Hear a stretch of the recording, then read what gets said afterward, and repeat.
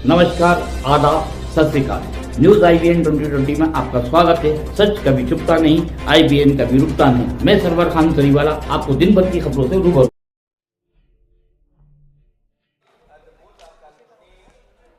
आपकी पुलिस नौकर जैसा व्यवहार करे।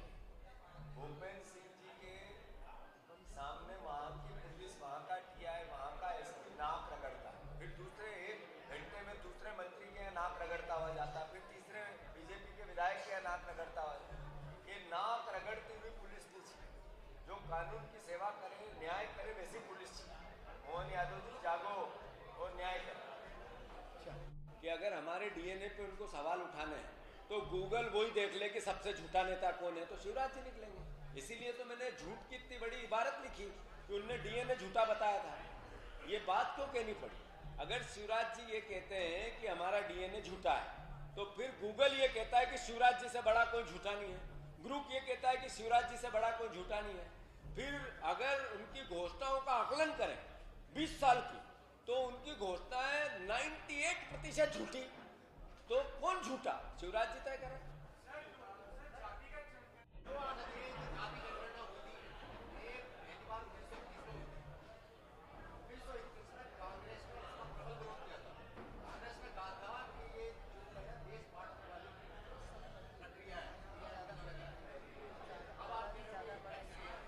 ये राहुल गांधी जी ने 2 लाख बार क्या कहा, नरेंद्र मोदी ने और बीजेपी के नेताओं ने 2 लाख बार क्या कहा।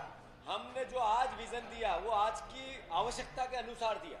आप जिस संस्थान में काम करते हो वहाँ आपकी सैलरी क्या है, और आपके साथी की जो दूसरा काम करता है उसकी सैलरी है, जो इतने बड़ा जो गैप है, इसको हम बांटना चाहते हो। आप इसका सहयोग नहीं करना चाहते हैं। धन्यवाद। एक मिनट आप बताएं।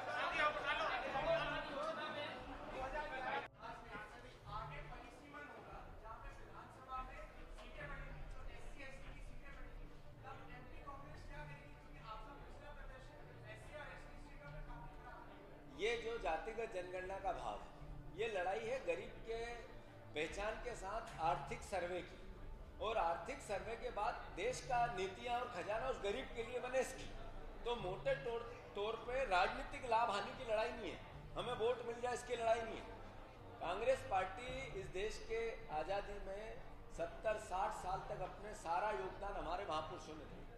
देश का संविधान बना, देश का संविधान लागू किया, देश की उन्नति में शहादत दी। अभी हम विपक्ष में हैं, पर देश का आम नागरिक समृद्ध हो, ये लड़ाई है। एक सारे बैठो, एक इनका हो जाए, फिर एक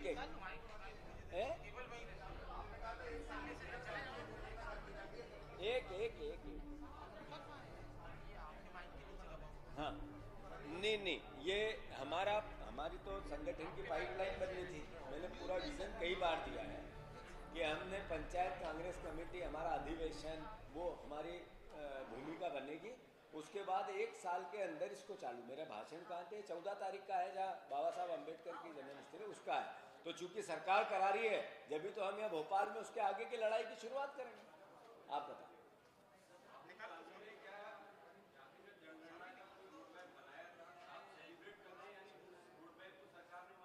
नहीं, सेलिब्रेट नहीं, जन जागरण का। हमने सेलिब्रेशन, मेरे शब्द निकल गए होंगे, पर हम जन जागरण का। दूसरी बात यह है कि राहुल गांधी जी ने कल अपनी प्रेस कॉन्फ्रेंस में खुद ने कहा कि हमने जो तेलंगाना में जातिगत गणना कराई और जो हमने बिहार में जातिगत जनगणना की बात हुई थी, अगर सरकार चाहे तो हम ऑफर कर रहे हैं कि हम जातिगत जनगणना का हमारे पास एक रोड मैप है, उसको हम सरकार से शेयर करना चाहते हैं। स्वाभाविक है, नेशनल स्तर का काम।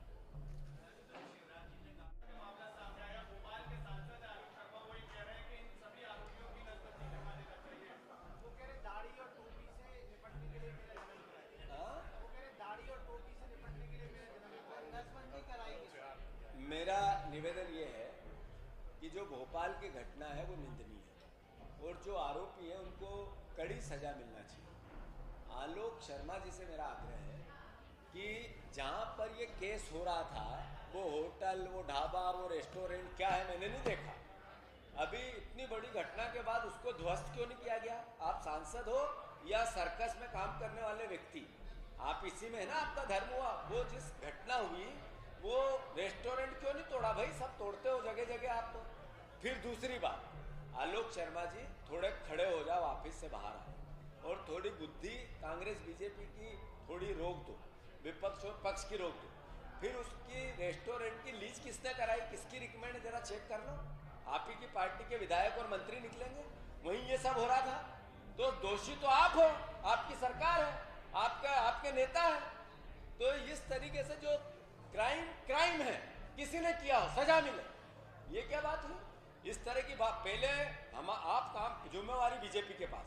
अगर ऐसा हो रहा तो जितने दोषी वो उतनी दोषी बीजेपी की सरकार है। सवाल तो अपनी सरकार से पूछो, भाषण देने से क्या हो।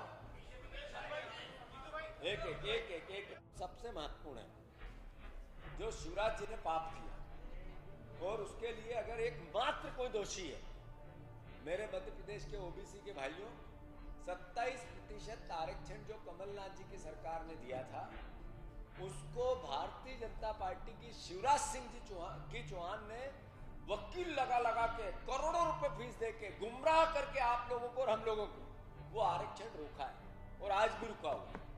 जो 14% और 27% के बीच की गैप थी, अगर उसके लिए 5-5, 6-6, 7-7 साल से जो आरक्षित वर्ग के लोग थे अगर दुखी हो रहे हैं, तो उसका पाप का एक ही भोगी है, वो शिवराज सिंह जी चौहान। अगर शिवराज सिंह चौहान जी ने जिस तरीके से बड़ी बड़ी फीस देकर वकीलों को कहा, किसी की शादियां टूटी, किसी ने आत्महत्या करी, किसी के परिवार में नौकरी जब वो कर रहा था तो जमीनें बेच के उसने पढ़ाई की, अगर वो दुखी हो रहा है तो इन सबका अगर पाप किसी के सिर पे है तो वो शिवराज सिंह जी चौहान।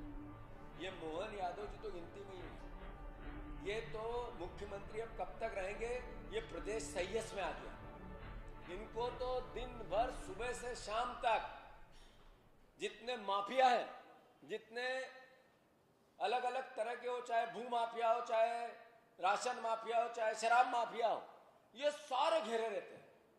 उनके बस का काम बचा ही नहीं, अब उनसे हमें आस ही नहीं है।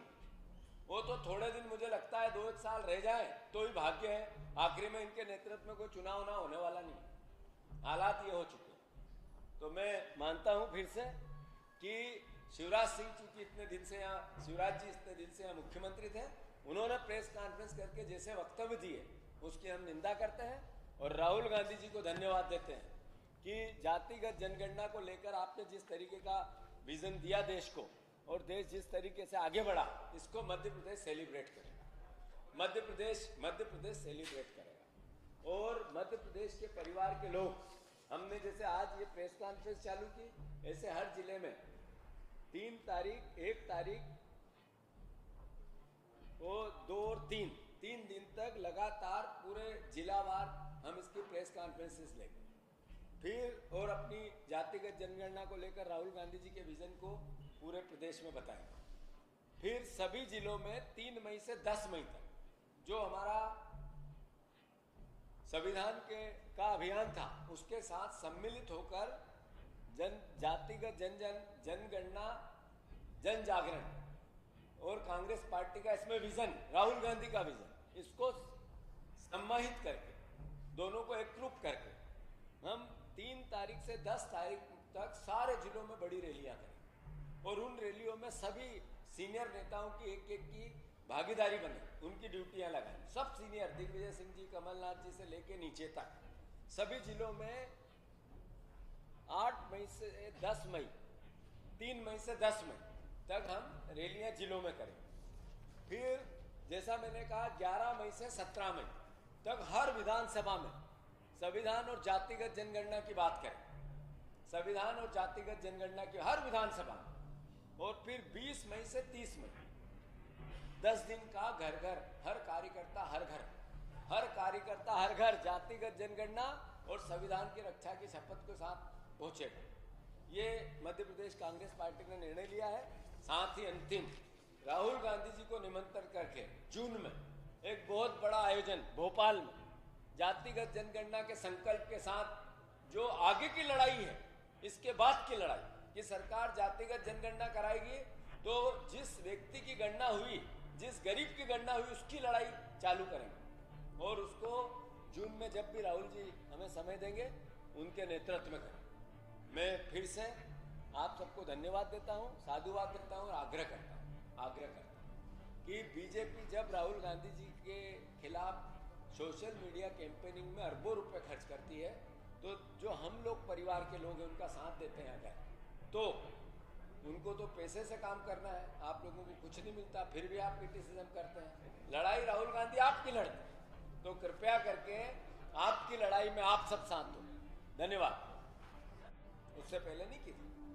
जब ब्रॉडकास्टिंग सर्विसेज बिल वापसी हुई, राहुल गांधी जी ने अभिव्यक्ति की आजादी आपसे जुड़ा हुआ है, broadcasting services bill 2024 Rahul Gandhi ji ने जब इसका विरोध किया, जो प्रतिबंध लग रहा था यूट्यूबर पे, तो फिर सरकार ने बैकअप लिया, वापस लिया। लेंटर एंट्री भर्ती रद्द 2024 आरक्षण विरोधी बताकर 2024 में 45 भर्ती को रद्द करवाया था राहुल गांधी जी ने। इसीलिए इसी बात पे तो मैं बताना आपको ये चाहता हूं कि राहुल जी जो बात करते हैं देश के मर्म की बात, विपक्ष में भी देशभक्ति की बात करते हैं, देश के प्रति अपने दायित्व की बात करते हैं। रेलवे की कुलियों की बात हो या जीएसटी की दरों की बात हो, चाहे नोटबंदी जैसा कोविड मैंने कहा ही सही, आर्थिक दूरदर्शिता के लिए जब एक हम कार्यक्रम लेके आए थे कि 72,000 रुपया पर व्यक्ति के खाते में डालेंगे, गरीब के खाते में डालेंगे। ये लड़ाई गरीब से वोट लेने की नहीं थी, ये लड़ाई देश में आर्थिक समरसता और आर्थिक एक तरह से इक्विलिटी, जिससे देश की अर्थव्यवस्था चल पड़े, उसकी खरीदी परचेसिंग पावर आम आदमी की बढ़े और उससे देश के उद्योग चले। आज सेंसेक्स ये बताता है कि 2.1% देश के उत्पादन एक तरह से उत्पाद कर रहे हैं, यानी 12% से 10% का ये हालात देश के बनने लगे हैं। मैंने आपसे जैसा ही कहा कि राहुल गांधी जी ने हमेशा एक नेतृत्व, समावेशी नेतृत्व के साथ दूरदर्शिता, न्यायपूर्वक व्यवस्था बने, इसकी लड़ाई लड़ी है। अब आदरणीय शिवराज सिंह चौहान, जिनका ये भी गूगल पे सर्च कर लो फिर से, शिवराज सिंह चौहान जी के लिए मैं फिर से कह रहा हूं कि भारतीय जनता पार्टी का जो उनको सबसे पसंद करता है वो कार्यकर्ता, जो शिवराज सिंह चौहान को आइडियल मानता है वो व्यक्ति, और मीडिया जगत के आप सब गूगल पे सर्च करो कि सबसे झूठ बोलने वाला नेता कौन, तो शिवराज जी का 5 लोगों में नाम नहीं आए तो मैं जिम्मेवार। 5 लोग, ये गूगल आईना है इन लोगों के चरित्र का। ये मैं बार बार इसलिए बोलता हूं कि गूगल में इंफॉर्मेशन फिट होती है, मीडिया वालों के माध्यम से या अलग अलग इंफॉर्मेशन से वो अपने वक्तव्य बनाता है। एआई की दुनिया है और फिर वो बोलता है ग्रुप, ये कि नया ग्रुप क्या आया है, उस पर सर्च कर लो ये सबसे झूठा कौन, तो शिवराज जी 2 में आ रहे हैं, 2 लोगों में आ रहे हैं, 2 लोगों में। वो 5 बताता है, ये 2 में ही बताता। अभी शिवराज जी ने जो कहा कि कांग्रेस इतने साल से थी, उनने जातिगत जनगणना क्यों नहीं कराई, पंडित नेहरू को लेके आ गए वापस, उसका उत्तर हमने जेटली जी से दिलवाया, जो आपने वीडियो में सुना। उनने कहा कि 21 मई 2011 को आदेश यूपीए की सरकार ने जारी किया कि जातिगत जनगणना होनी चाहिए, और 13 और 14 में जातिगत जनगणना पे काम हुआ। 14 में सरकार बदल गई, मोदी बदल गए, सरकार जो 13-14 में काम होना था और 14 में डिक्लेरेशन होना था, अगर हमारी सरकार होती, जब 13 और 11 और 12 की बात चल रही थी, 13 और 14 की, जब शिवराज जी मुख्यमंत्री थे, उन्होंने भी ये काम कराया, उसके बाद भी झूठ बोलते हैं। इसलिए मैंने उनके झूठ की बात कही। उछल कूद करते हैं राहुल गांधी, क्या बोल रहे थे, उछल कूद करते हैं राहुल गांधी। राहुल गांधी में तो सब्र है, राहुल गांधी में हिम्मत है, राहुल गांधी की नेतृत्वता है। इतनी बार हारने के बाद भी देश हित में हमेशा लगे रहते हैं। शिवराज जी, आप 15 महीने हार गए थे, कहाँ थी आपकी पार्टी और कहाँ थी आपकी सरकार, कितने मुद्दे उठाए आपने, वो उछल कूद आप करते हो, शिवराज सिंह चौहान करते हैं। क्यों नहीं दिया 3100 के धान के दाम, आप बोल के गए थे, क्यों नहीं दिया 2700 के गेहूं के दाम, आप बोल के गए थे। आप 3000 बहनों को देने थे, क्यों नहीं दिया आपने। क्या हुआ 450 के गैस सिलेंडर का, क्या हुआ शिवराज जी, आपने कहा था किसान भाइयों, मैं किसान का बेटा हूँ, सारे ऑडियो में अभी सहकारिता के जितने भी हमारे किसान हैं, शिवराज जी आप कृषि मंत्री हो, आपकी आंखों में क्या रतौदी चढ़ गई है, आपके कान में ये समझ में नहीं आता कि सारे किसान परेशान हो रहे हैं, जिनको यूरिया लेनी थी, जिनको अलग अलग तरीके से सहकारिता से लाभ लेना था, जिनको लोन रिन्यू करना था, सब क्वेश होगा। 98% सहकारी सोसाइटियां ओवरड्यू हो और इधर सहकारिता के चुनाव कराने। तो ये शिवराज जी का ही तो पाप है जो किसान भोग रहे हैं। आपने किसानों की बात करने के लिए बात की थी, क्यों आपने अभी बोल रहे थे हम गरीबों को पट्टा देंगे, कांग्रेस बोलती थी गरीबों के लिए। अभी उनके भाषण में देखो, आप ये पूरा सुनोगे तो पता चलेगा। फिर ऋण, कृषि ऋण माफ कर देंगे, ट्रैक्टर का ऋण माफ कर देंगे। कांग्रेस पार्टी ने सब वो किया जो कहा था। और आपने जितनी बार जो बोले, आपका आकलन करो, उनकी पूरी रिकॉर्डिंग निकालो और खुद पता लगाओ कि आपने कितना झूठ बोला। तो शिवराज जी का मैं एक तरह से निंदा करता हूं कि मेरे प्रदेश के पूर्व मुख्यमंत्री, देश के कृषि मंत्री, देश के सामने देश में गए तब भी झूठ बोलते। प्रदेश में तो बोलते ही बोलते। मैं कर्मचारी जो काम करता है, जो जर्नलिस्ट काम करता है, जो मीडिया का साथी काम करता है, उसके हालात क्या? अगर ये बात राहुल गांधी जी इनडायरेक्ट करते हैं तो क्या गलत है? जो अलग अलग जातियों में हम ये कहते हैं आरक्षण 10 साल के लिए था, 20 साल के लिए था, 30 साल के लिए था, फिर भी आरक्षित वर्ग का आदमी ही गरीब क्यों है? क्यों वंचित है? क्यों लाभ नहीं ले पा रहा? क्यों उतना पढ़ा लिखा नहीं हो पा रहा? देश के खजाने की ताकत उस मीडिया के कर्मचारी के लिए और आरक्षित साथी के लिए क्यों नहीं होना चाहिए? अभी अदरवाइज मत लेना इस बात को, जो जिन 13% लोगों की मैंने बात की जिनके पास 78% संपत्ति, अगर आप उनकी लिस्टिंग करेंगे तो वो आरक्षित वर्ग में से नहीं आते। क्यों? अगर ये लड़ाई राहुल गांधी जी, कांग्रेस पार्टी जिसने हमेशा से गरीब के साथ की बात की, गलत किया। एक ब्राह्मण परिवार का साथी रोज मंदिर में पूजा करता है, हम लोगों को भी भगवान से मिलवाने का, आम जनता को काम करता है, प्रार्थना से जोड़ता है, ईश्वर की आराधना से जोड़ता है। जब उसकी बेटी की शादी होती है तो वो जो उनके उस मंदिर में आगंतुक रहते हैं, जो दर्शन करने आते हैं, उन्हीं के पास वापस जाता है भिक्षा मांगने की, मेरी बेटी की शादी थोड़ी मदद कर। क्या उस ब्राह्मण साथी का अधिकार नहीं जो गरीब है कि खजाने का द्वार उसके लिए खुले? राहुल गांधी अगर ये बात करते हैं तो क्या गलत करते हैं? क्या गलत करते हैं कि इस देश में किसान जो 80 करोड़ जनता है, जो सरकारी राशन है, उसके लिए खजाने के द्वार सिर्फ इतना है कि तू सरकारी राशन ले ले, 5 kilo, 10 kilo, 15 kilo. Ladli Behna सिर्फ इसके लिए कि 40 रुपए रोज तू ले। लाडली बहना को, लाडली बहना के 1200 रुपये मिलते हैं, 40-42 रुपये रोज। 42 रुपये रोज उस गरीब को देना है। सबका साथ, सबका विकास। लाडली बहना का साथ दिया, उसको 42 रुपये रोज दिया, और 13% लोगों का साथ दिया, उनको अरबों खरबों, 2-2, 4-4, 5-5 लाख गुना प्रॉफिट दिया। तो अगर ये लड़ाई जातिगत जनगणना के माध्यम से राहुल गांधी जी लड़ते हैं तो कोई गलत बात करते हैं? मैं आप सबसे आग्रह करना चाहता हूं कि ये न्याय की लड़ाई, सामाजिक, आर्थिक और राजनीतिक समानता की लड़ाई। राहुल गांधी जी, जब हम संविधान की अभी हमने रैली निकाली जो पूरे देश में, ग्वालियर में भी निकली, मूल भावना क्या थी? संविधान की रक्षा की, जो अलग अलग तरीके से नरेंद्र मोदी, भारतीय जनता पार्टी और उससे लगे हुए लोग रोज प्रहार करते हैं संविधान। तो लड़ाई उस बात की। साथियों, मैं इतना अनुरोध करना चाहता हूं कि जातिगत जनगणना का संकल्प सिर्फ राजनीतिक भावना, देश की उन्नति, देश की आर्थिक समृद्धि, देश की सामाजिक समृद्धि और अल्टीमेटली देश का जो हैप्पीनेस इंडेक्स है वो सबके लिए हो, कि कुछ लोगों के लिए नहीं। ये लड़ाई है जातिगत जनगणना। जैसा राहुल गांधी जी के लिए नरेंद्र मोदी, बीजेपी, अदरवाइज मत लेना, आप सब तो मैं माफी मांगते हो कहता हूँ, आप सब भी सम्मिलित रहते हो। जब वो बात करते हैं कोविड की, कि कोविड आ रहा है, हवाई जहाज बंद करो, तो मीडिया के जगत के साथियों ने भी उन्हीं का साथ दिया और राहुल गांधी की मजाक उड़ाई। जब राहुल गांधी जी ने नोटबंदी का विरोध किया और लाइन में लगे, तो मीडिया संस्थान उनका क्रिटिसिज्म कर रहे। मैं बहुत दुख के साथ कह रहा हूँ ये बात। जब नरेंद्र मोदी सोशल मीडिया पे अरबों रुपए खर्च करके राहुल गांधी जी को क्रिटिसाइज करते हैं, क्रिटिसिज्म करते हैं, उनको अलग अलग तरीके उनकी समझ पे सवाल उठाते थे, तो मीडिया उनका साथ देता। अल्टीमेटली नुकसान इस 10 साल में नोटबंदी का सिर्फ राहुल गांधी अकेले का तो नहीं हुआ, कांग्रेसियों का तो नहीं हुआ, आप सबका भी हुआ, देश का भी हुआ, गरीबों का भी हुआ। इस देश में ऐसा कोई एक व्यक्ति नहीं बचा, कुछ लोगों को छोड़ के, जिनको इससे लाभ लेना था, वो उद्योगपति 13% जिनकी मैंने बात की, जो बैंकर्स थे, जिन्होंने नोट बदलने में 2 नंबर से तरीके बनाए, वो अरबपति हो गए, नेता हो गए। बीजेपी के जितने सहकारिता के लोग थे वो हो गए, पर आम बीजेपी का कार्यकर्ता भी इससे ग्रसित हुआ, कोई नहीं छूटा।